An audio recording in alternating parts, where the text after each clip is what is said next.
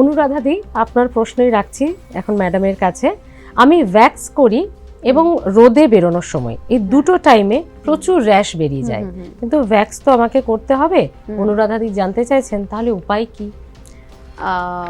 Vax তো করতেই হবে, ঠিক কথা, কিন্তু এই যে র্যাশটা হচ্ছে, র্যাশটাকে প্রিভেন্ট করার জন্য একটা জিনিস করা যেতে পারে, সেটা হচ্ছে এক্ষুনি আমি বললাম আইস প্যাক। যদি এখানেই বরফের কাজ। হ্যাঁ, এখানেই বরফের কাজ। যদি র্যাশ ট্যাশ হয় তাহলে সেক্ষেত্রে আইস যদি লাগানো যায় সেক্ষেত্রে র্যাশটা খানিকটা কন্ট্রোল করা সম্ভব।